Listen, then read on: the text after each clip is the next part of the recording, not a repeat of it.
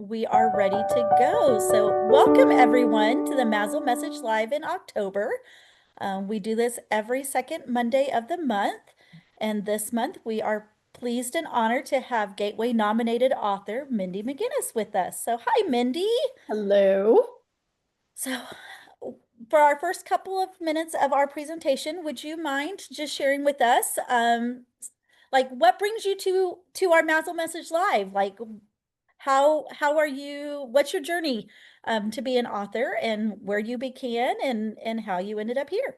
It's interesting because that's a really common question, right? People ask, did you always know you wanted to be an author, or was there anything else you wanted to do? I always knew that I wanted to be a writer. I didn't really process it quite in those terms though, because I grew up in the middle of nowhere. I'm from Ohio. I live out in the middle of the country. Grew up on a farm, fairly poor, and we didn't have a lot of stuff. Like we didn't have an Atari or a computer or air conditioning. Like, we didn't have things. You're gonna hear my dog with his squeaky toy. That's just gonna happen. Okay. That's Um, fantastic. so yeah. What I did was I read a lot, and sometimes I didn't like the endings of the books. I would read it and I would just like, oh, that's not how it ends. That's not the right ending for this story. And so I would write a different ending in my head. Or I liked a supporting character more than the main character. And I would be like, well, what's their story? What did they do after this book ended? And so I would to basically have little side plots and sub stories. And I was writing fan fiction in a sense, really. We just didn't have that word then. And I wasn't writing it, I was just doing it in my head. It was all pretend play. And when I got older, I realized that what I was doing was actually writing. I was creating stories, I was writing. And I was like, oh, this is what I want to do. Like this is an amazing way to have a life, right? But where I live is it's very small, very, very, very self-contained. Literally everyone in my family, and I mean this, everyone in my family, extended family, is a farmer or a teacher. That is it. That is what we do.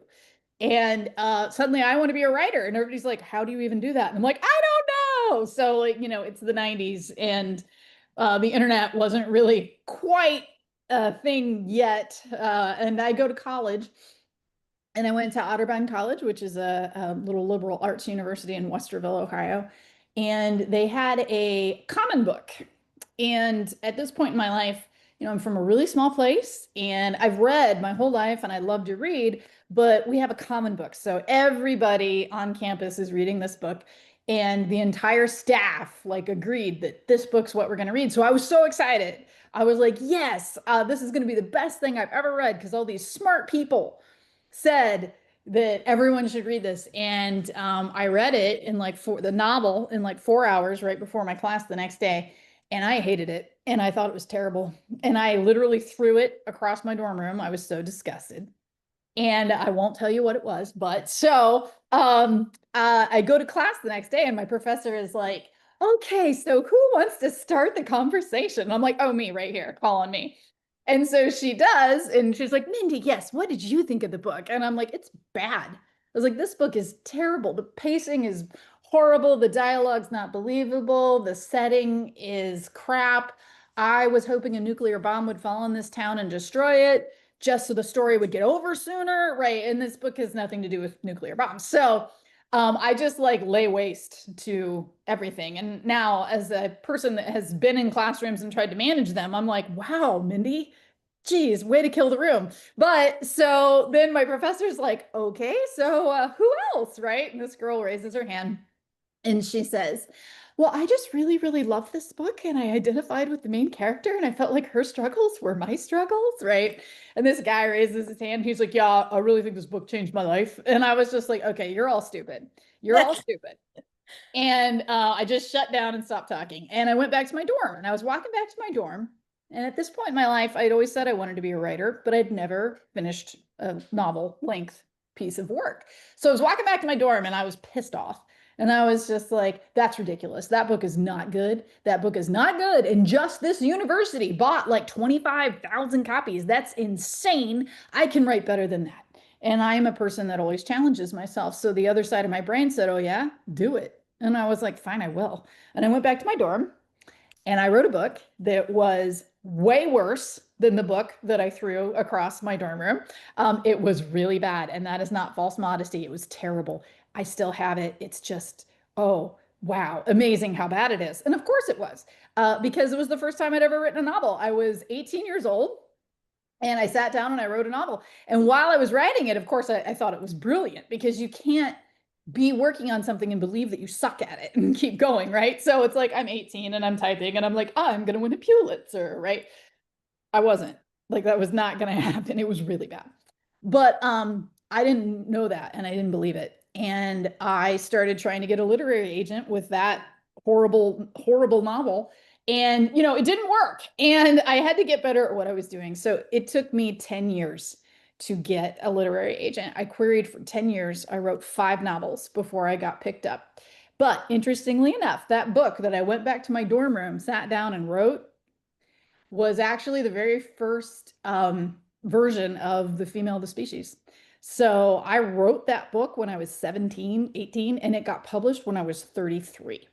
So I spent 15 years rewriting, starting from scratch, and that is now my best-selling book. And that is the first thing I ever sat down and wrote was that book. So that's cool. Now the other 4 books that never got published and never will, they're also, in a file that remains closed.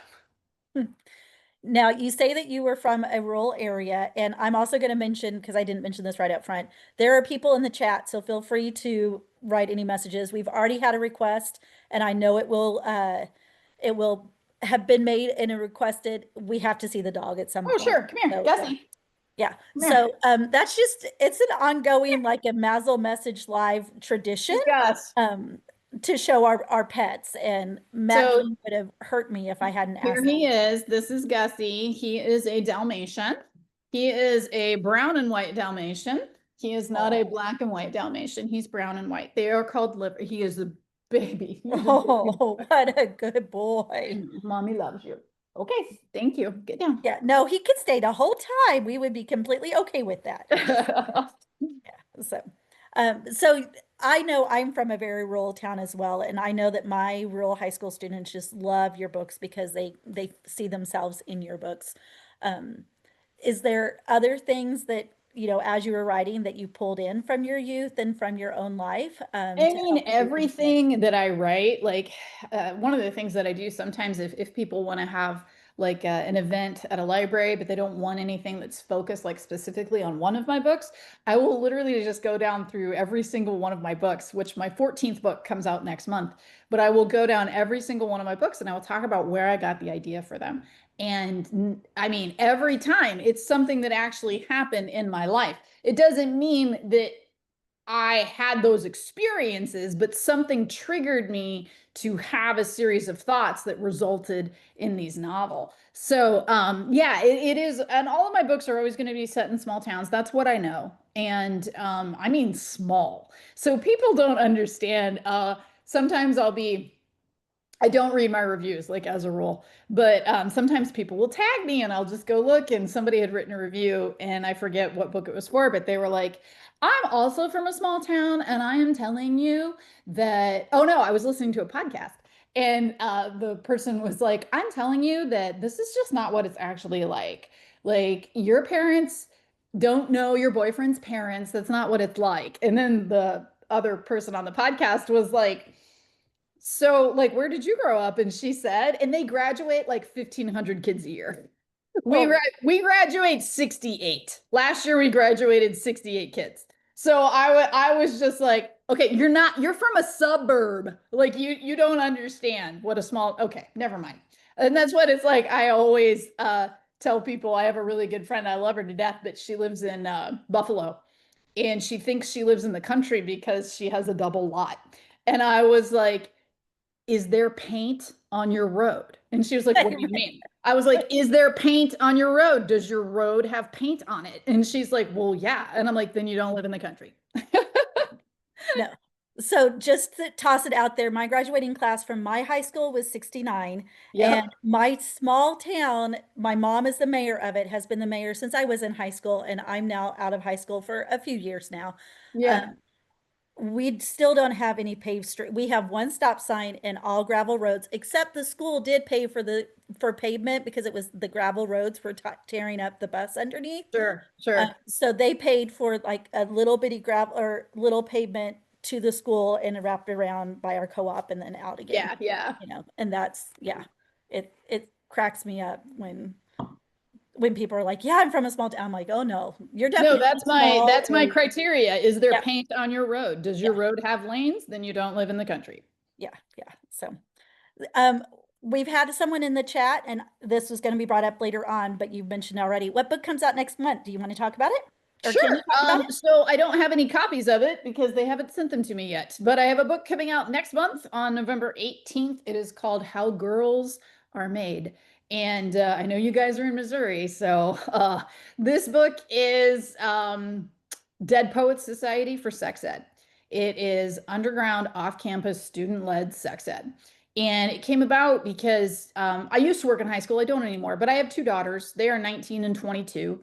And I was in a school system for 14 years. And I have, my own experience as a female, and then, of course, my daughters. And I just like in the modern world, I have run into like three things that I see teen girls struggling with often and a lot. And the first one is perfectionism and just like people pleasing and always trying to make sure nobody's mad at me. I'm doing everything right. I'm just like, what do you need? How can I help you? That emotional abuse, people don't like recognize emotional abuse for what it is. Emotional abuse is terrible and it's not something you can see or spot. You don't get a black eye from emotional abuse. And emotionally abusive relationships are heinous and they do great harm to people. And then the third thing that I see young girls dealing with and women too, like it affects all of us is like, man, social media, dude, it makes all of us feel like shit. It makes all of us feel badly about ourselves. And I am 46 years old and I am confident in myself and who I am. And when I'm on social media, I feel like I am the ugliest person, the trashiest, least in shape, have nothing to offer. I feel terrible about myself. I actually am kind of off social media for that reason. And I just see a lot of young girls like really struggling with social media being their the source of their self-esteem and things like that. So anyway, How Girls Are Made, there's three different narrators. Each of them is dealing with these things: perfectionism, emotional abuse, and then getting all of their self-esteem and self-worth from social media. And they end up like directing this sex ed program that's underground, and the book starts with a funeral, and you don't know who died until the end. And each girl, through the course of their stories, end up in situations that they are in mortal peril. So, Gus, please stop. Totally couldn't hear him, but we would see him again. We've Okay. also had a question about, of course, your wine. So feel free to just say that they love your wine glass. Thank you. My sister got me this. It's a set of four different glasses, and this one is the red and orange one. So that's my wine. It's my Monday night wine. Well, we're going to say that it was red and yellow, and you're really a Chiefs fan, is what we're going to say. We can do that. We can do whatever you want. So, no. So I know that the book that a lot of people are reading this year is The Long Days. Long stretch of bad days. Long, Yeah. long stretch of bad days. Sorry about that. Mhm. And so a lot of our high school students are reading that this year because it is a Gateway nominee. Do you want to talk Yes. more specifically about that book? Sure, absolutely.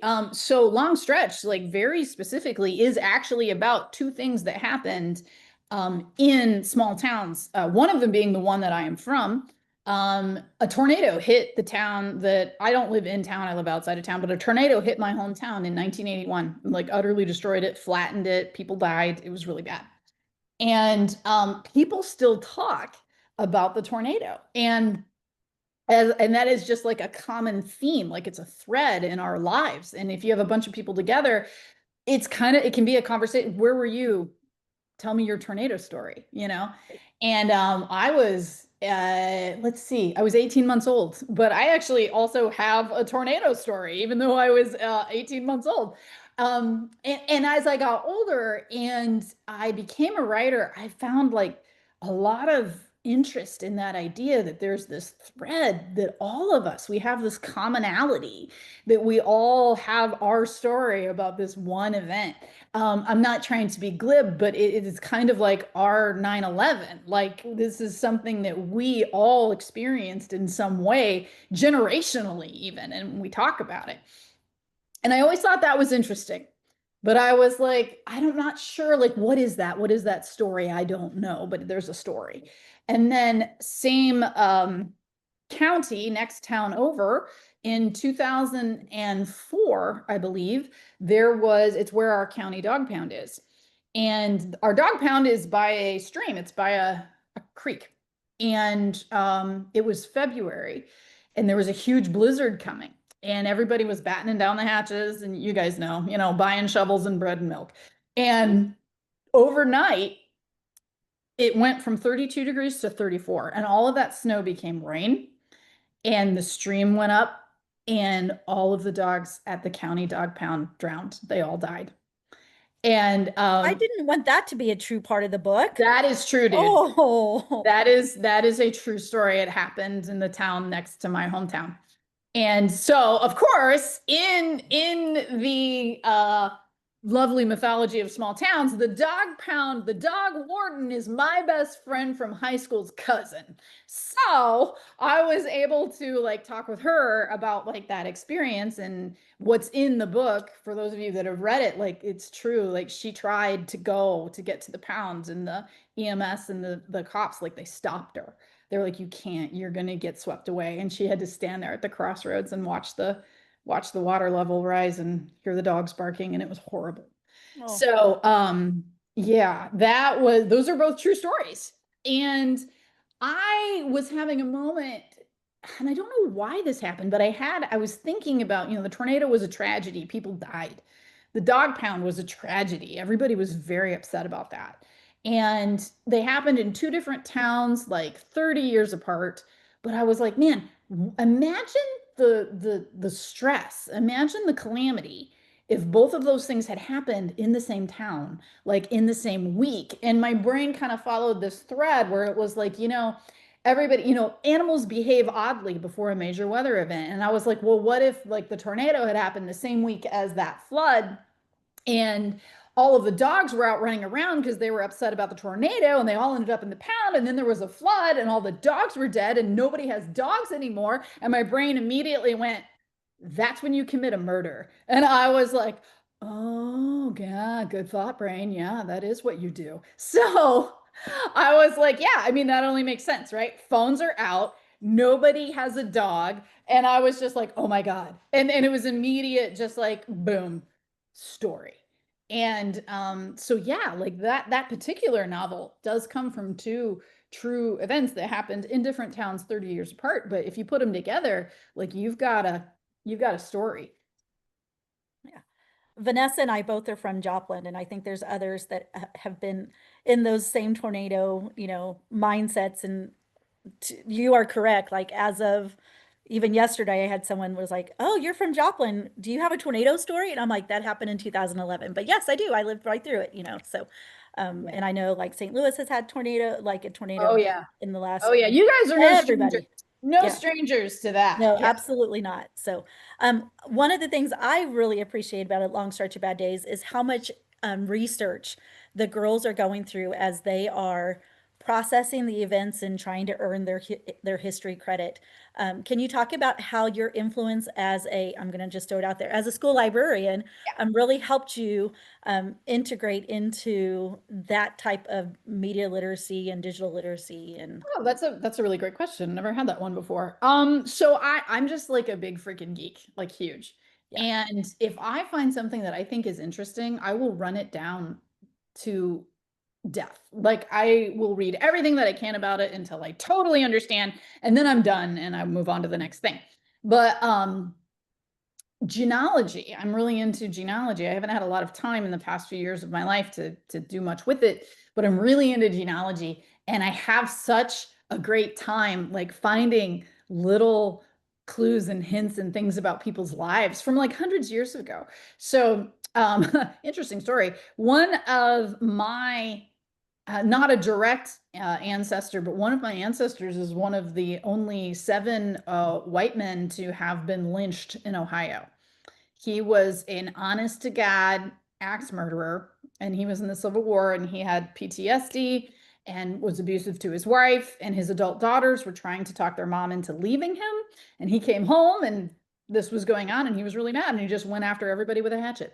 And amazingly managed to not kill anyone. I don't know, but he was a failed axe murderer. But the townspeople didn't take well to that. And so they hung him, they shot him, they drowned him, and they burned him. So it's like, that's the kind of stuff that immediately I was like, wow, like there's a story. And so I was just like running down that story and learning more about it. And that's the kind of thing, like just being a geek about research, like I love that. I love running down those little details.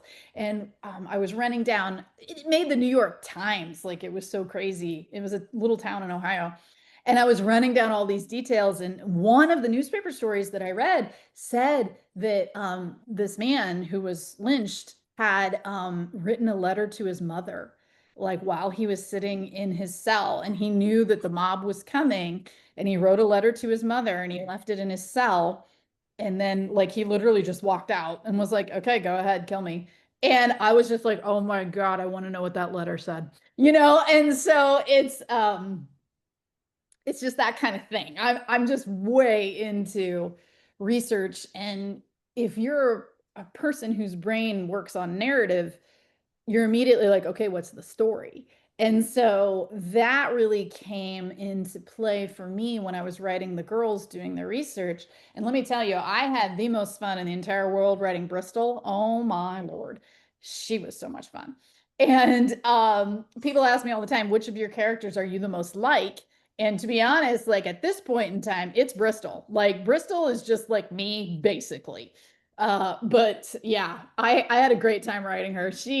And so my editor asked me because I turned in the first draft and he emailed me and he was like, I love it. It's great. But he said, I almost wonder like, why didn't you write it in two POVs? Why didn't you have Lydia and Bristol? And I said, because Bristol doesn't need a POV because she says everything she's thinking. There's no filter. You don't need a POV for her internal thoughts because they all come right out of her mouth. And so he was like, no, that makes perfect sense. So yeah, I'm a research geek and I had a great time writing those scenes because I'm just like, oh, the scene where the girls put it all together and they're sitting on the floor in Lydia's bedroom and they're like, wait a minute, this is when the dogs were barking and that's just exactly the kind of stuff that I can geek out over. Yeah. Well, and it's so much fun. Victoria also made a comment in the chat, and we're getting close on time, and I know we have one more question that I want to definitely get to. Obsessed with how you talk to your brain. I do the same thing, laugh out loud. So those brain comments and just like that. Do you do that often, or do you do Yeah, that with I every just book? have like my best conversations are with myself. Yeah, So yeah, absolutely. no, that's how I operate. That's how things happen, right? It's just some people like devil on your shoulder or angel on your shoulder when they're having a conversation, but it's like my brain, I don't cut myself any slack all the time. Like I said, walking home from my class as a freshman, I was like, I can write better than that. And I'm like, yeah, do it. So it's like, I'm always throwing things out there to make myself challenged. Well, I want to make sure that everybody is aware that you have a Missouri tour coming up. I do. Do you want to give more information about that and even maybe I toss can in some try. author tips or author tour tips from an author perspective of when you're visiting? Yeah. Um, Give us water and okay. ask us if we need to use the bathroom as soon as we get there. That's really it. Those are the biggest things. When we get there, give us water and ask us if we want to use the bathroom, and that really is it. Let's see. Missouri. I am going. So I don't have all the details yet. I was just clicking around, and I don't know for sure. I know that I am going to be at Main Street Books. In Uh, St. Louis. Okay. yes, and I don't have all the details yet, but I will be in Missouri, and I'm visiting a couple schools as well that Main Street put together. So yeah, I will be there. I will be in Missouri. If you're not, go to my website and you'll get a pop-up to register for my newsletter, subscribe to my newsletter, and all of my events. I always like push those out every month. But yes, I will be in Missouri. I at this point, honestly, I have spent as much time in Missouri as any other state, other than Ohio. Like seriously. I drive around Missouri and there's all these little, small, what am I looking? Small towns that are names that are listed on the exit signs, and I'm like, been there, been there, been there. And yeah, I'm like extremely familiar with Missouri at this point, and it's lovely. I love it out there. Well, that's because Missouri loves you and our teens love you, our librarians love you, our teachers love you. I was giving your long stretch of bad days to my English language arts teachers. Are like, can we do this as a class book? Let me clear it with our principal. So Lovely. they were all ready for that just because of the research integration of that. Yeah, And you always, every single one of your books has some curricular tie that I can give to any of. that's lovely. That's good to hear. Yeah. Any other final questions? Because I can't believe our time went by this fast. It was so wonderful, but I don't want to leave out anybody's questions or comments. Give them a couple of minutes.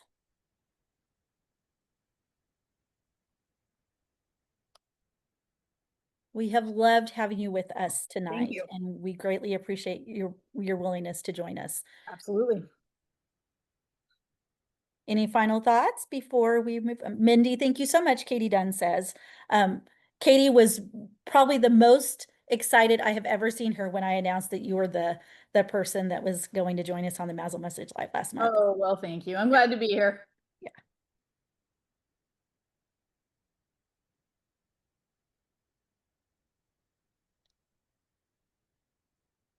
Tanisha and Gabby both say thank you. All right. I Awesome. think we're good. So Okay, great. sharing your thoughts and process to write, it says Absolutely. Teresa. So thank you so much and have a great Thank evening. you. You too. Enjoy enjoy your time and we will, I'm sure, see you around Missouri sooner We rather will. than later. So, Absolutely. Thank you.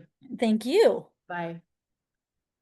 At this time, we will transition to the announcements from all of the different MASL committees that have special things to share. Up first is community engagement. I believe I saw, I'm trying to see who was here for community. Matt, are you doing community engagement? Because I don't see anyone else. It must be Matt. Excellent. If you'll go to the next slide, please. Sorry, I was eating my dinner. I feel so embarrassed. I would click through if I could. There we go. Your retirees is first and then um, New librarian. new library workshop. Yep. Perfect. So retirees, if you know any librarian who has retired recently or at any time really, please ask them to fill out this form. Retirees play a vital part in our organization. Most often, we use them during spring conference to help assist with that endeavor. But there are so many other things that we would like to use them for. So if you know anyone who's retired, please share this with them so that they can become part of our being able to volunteer within our organization. On the next slide, new librarian workshop. So we've done sessions already. Our first session was held August 25th, Librarian 101. It was widely attended and the feedback was very positive. So if you would like to attend October 27th, please, registration is still open. You do not have to attend the first one, but on the 27th, it's about collection development. So we have all of those available. And then, of course, January 26th is advocacy and March 30th is future planning. So please mark your calendars. Please sign up. It's well worth it.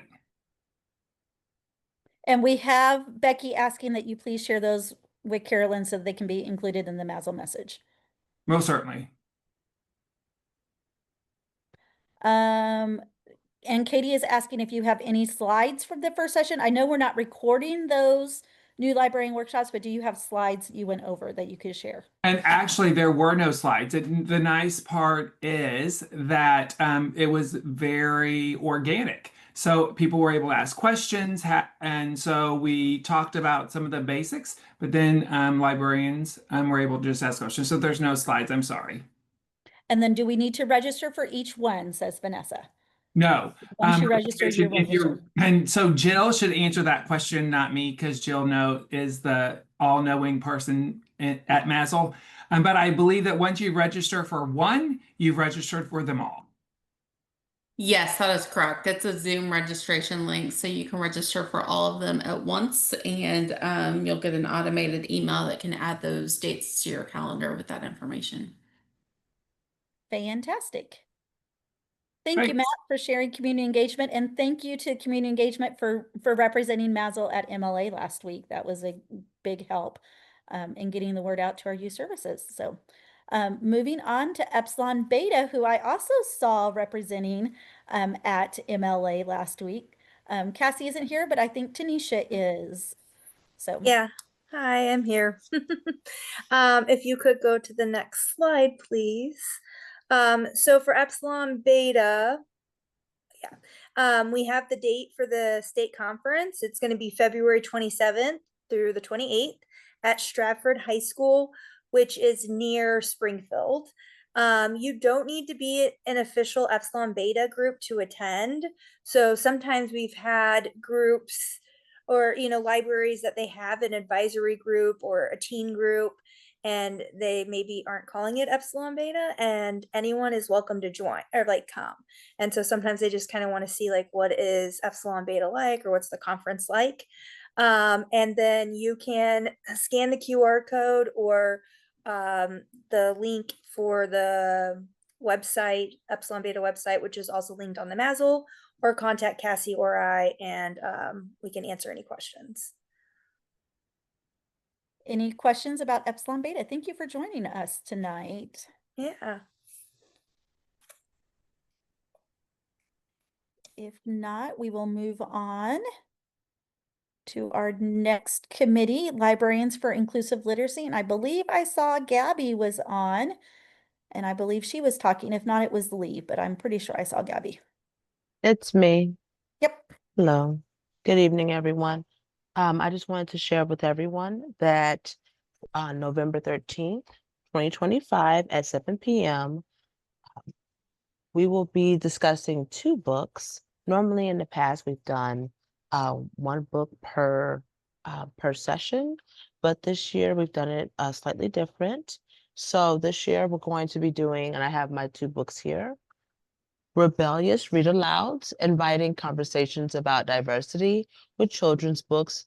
It includes 45 lessons by Vera Ahaya. So that's the one book. I don't have my annotated notes yet, but they will be ready the day that we have our meeting. And then Books and Bros, 44 Inspiring Books for Black Boys by Sydney Keys III. So I am very excited to, I guess, do our first session with everyone who is interested. We do have a QR code on the flyer in front of you guys if you are interested in registering for November 13th book club. Please feel free to do so. You also have the opportunity to sign up for the book club on February 5th and for MASL Spring Conference. It will be live at Spring Conference. We don't really have a time yet, so that's still in the works. But for November 13th and February 5th, both book club sessions will be virtual and will be at 7 p.m. So I'm looking forward to seeing those who sign up and are going to talk about some amazing titles with us. Well, and I love this book club because we have always included more than just school librarians. So if we have school administrators, Yes. we can share this with our classroom teachers. We do have a question from Victoria. Will this be recorded? I have my middle school play that evening. We do not record these, correct? Correct. We do not record, so I apologize. That's just to ensure that we can have the more conversations that are more open. Yes. So, any other questions about our MASL Inclusive Book Club? I'm very excited that we're doing more than one book each time. Me too. I think this will be a lot of fun, and also it gives librarians and as well as other readers just the opportunity, if maybe you want to read one or two or all of them, this gives you some variety. And then we also wanted to make sure that we had titles that any librarian grades K through 12 may be interested in reading. That was something that we were really passionate about, curating a list that wasn't just mainly secondary or mainly like primary school. We wanted a little bit of a mixture. So I think that's going to be a lot of fun to discuss. Absolutely. Any other questions before we move on to membership? And I think, Dude, I don't care. Just give him MVP. I don't care. I'm all about it. Give him MVP. He is playing. He's on fire.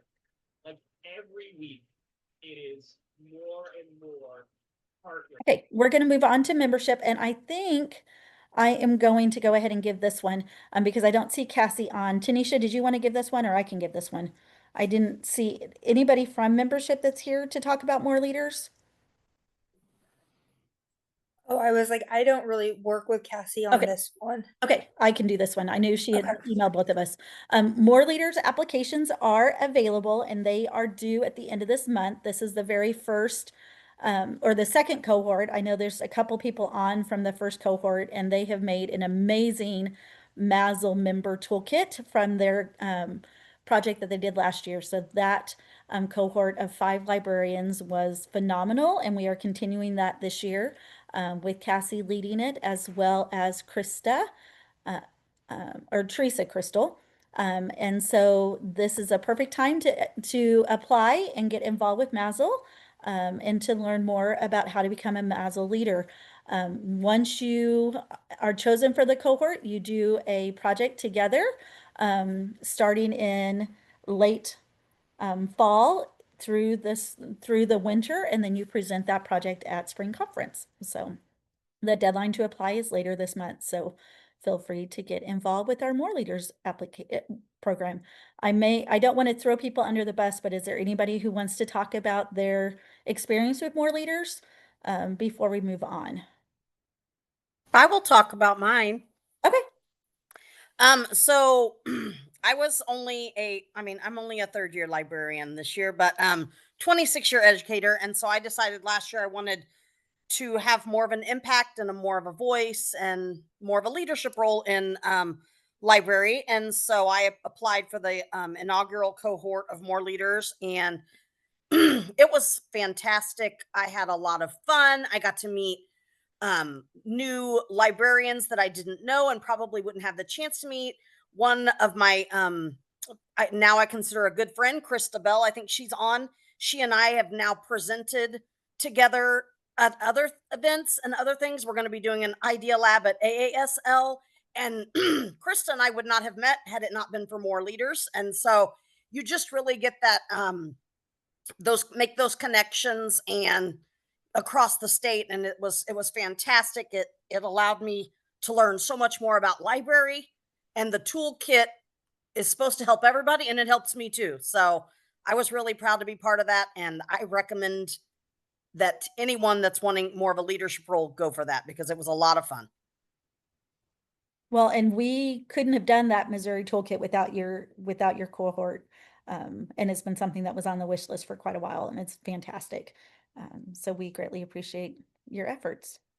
Thanks. And we love the fact that most of your cohort is now involved in MASL in some way, shape, or form, and in larger roles as well, like leading PR. So thanks for stepping up. Okay, scholarships, grants, and recognitions. I'm trying to see who is on to talk about that. Jane.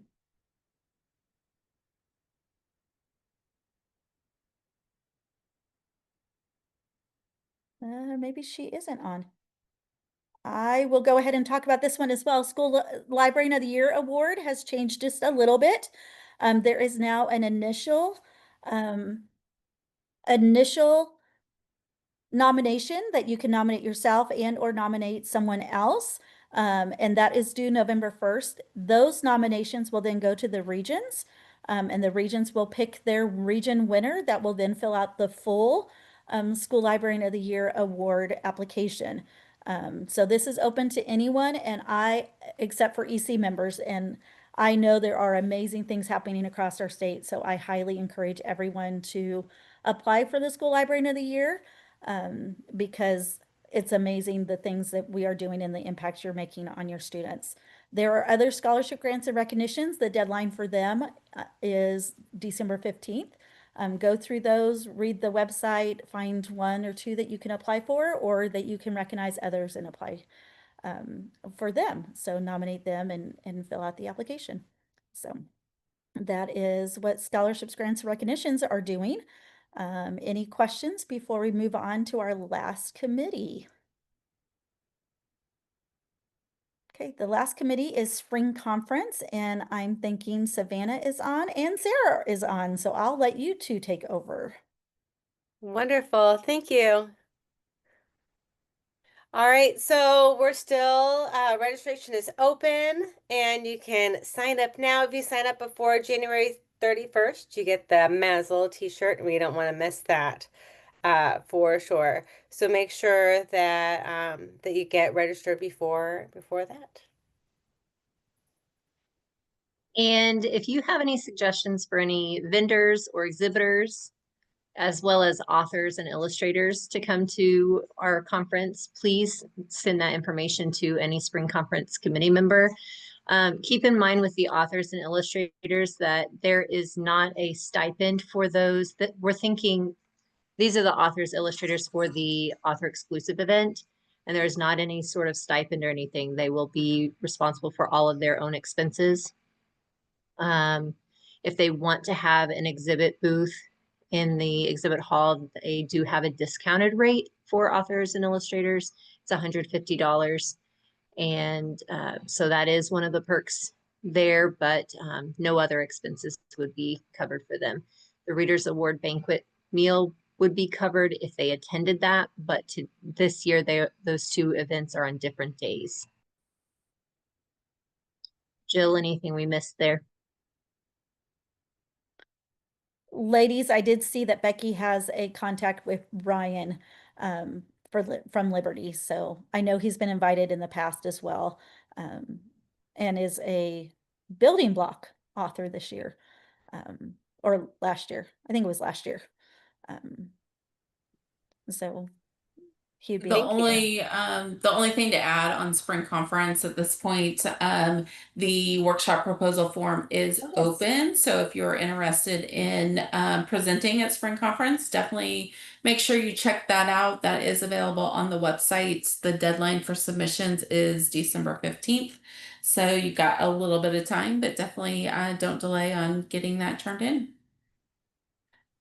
It's always so exciting to think about all the different people who present and share their knowledge, either as an idea lab or as a workshop proposal. So